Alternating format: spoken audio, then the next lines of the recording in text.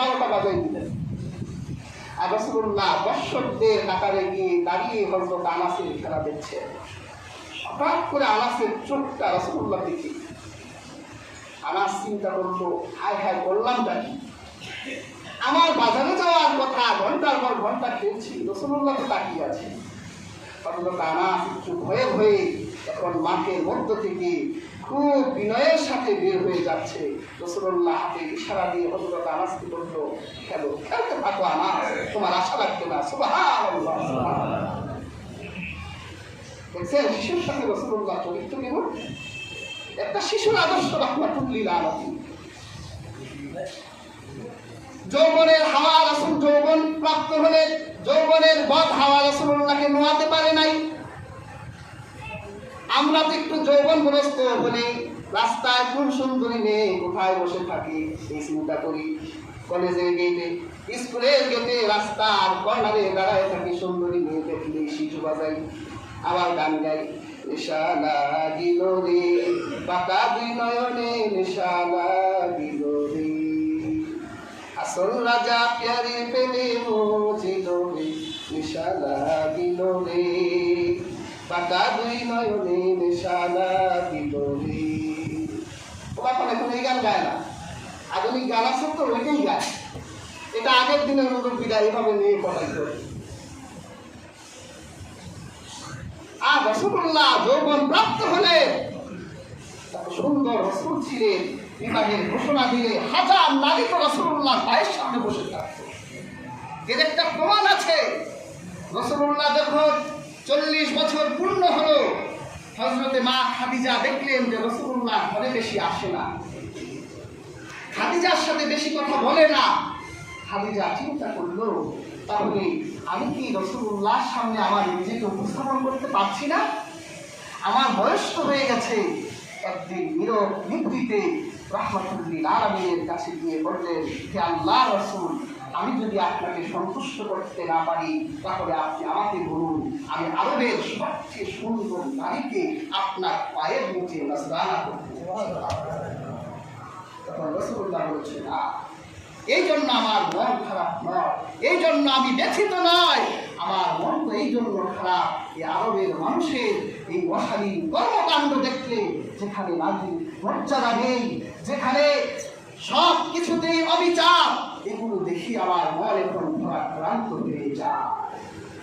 যৌবনের বদ হাওয়া রাসূলুল্লাহকে নোয়াতে পারে নাই। একটা রাস্তার পাগল পর্যন্ত রাসূলুল্লাহকে ভালোবাসত।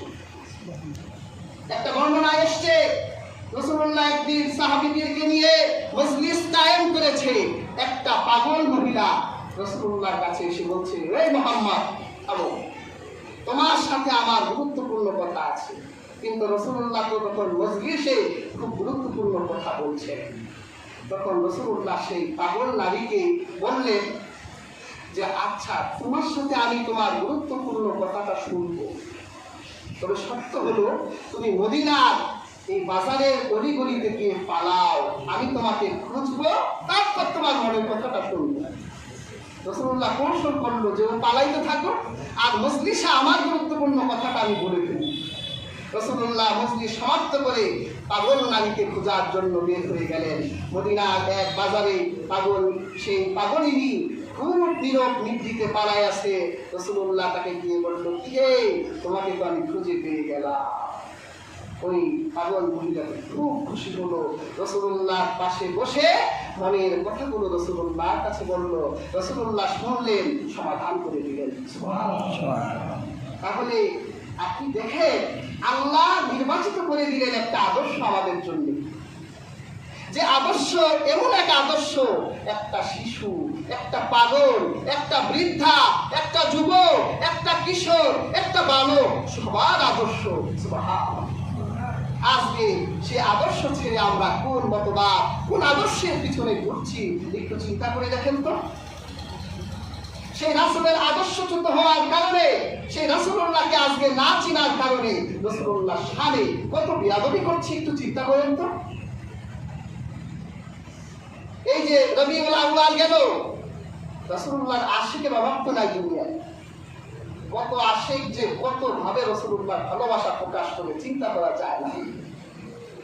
আর আশেকের এশকের কোনো দলিল লাগে না রে বাবা। এক ধরনের আশেকরা রাস্তায় নেমে রাসূলুল্লাহ শানে তিনি পৃথিবীতে এসেছেন তারা একটু মিছিল করে, রাসূলুল্লাহ শুভ জন্মদিন পালন করে তারা এই আশেকদের তো পিছনে ছুরি বসানোর লোকের অভাব নেই। মিছিলে রাসূলুল্লাহ শোভাযাত্রায় আনন্দে যারা বের হয়েছিল, এইরকম মিছিলেও দেখলাম কিছু সন্ত্রাসীরা, এদেরকে সন্ত্রাস ছাড়া কিছু বলা যায় না, রাসূলুল্লাহ আশেকের এশকের ভিতরে তারা ছুরি বসাই দিল, মানুষ হত্যা করলো আশেকের রাসূলদেরকে। এর বিচার কি কিয়ামতের দিন হবে না? একটা মানুষ জঘন্য অপরাধ করলে তাকে হত্যা করা যায় না, সেখানে তোমাদের ভাষায় লোকটা অপরাধী, ঠিক আছে অপরাধী, তাই বলে তাকে হত্যা করতে হবে? এরাই, এই জাতীয় লোকরাই এই উপমহাদেশের মুসলমানদের ঐক্য চায় না। বিগত সরকারের সময়ে বাংলাদেশের সব ঘরানার আলেমরা একত্রিত হয়ে গিয়েছিল, এই রবিউল আউয়ালে এরা সেই ঐক্যকে নষ্ট করে দিল। আলেম ওলামারা একত্রিত হলে এদেশের ইসলাম মুসলমান সঠিকভাবে দ্বীন ও ইসলামকে জানতে ও মানতে পারবে। এখানেও দেখবেন এই জাতীয় লোকরাও সে আব্দুল ওয়াহাব মসজিদের পয়সা খাওয়ালো, এই জাতীয় লোকরা এদেশের ইসলাম এবং মুসলমানকে প্রশ্নবিদ্ধ করতে চায়। কাজেই হাজরিন, আমরা ঐক্য চাই। সবাই আমাদের এই দেশ সবাই অর্জন করার পিছনে, স্বাধীনতা অর্জনের পিছনে দেশে সবার অবদান আছে। আমরা কেউ কাউকে ছোট করব না, কেউ কাউকে হ্যাঁ প্রতিপন্ন করব না। এদেশ যেমন আওয়ামী লীগের, এদেশ যেমন বিএনপি জামাতের, এদেশ যেমন সুন্নি ওয়াহাবি খারিজি যত মতবাদ আছে, এই দেশ সবার।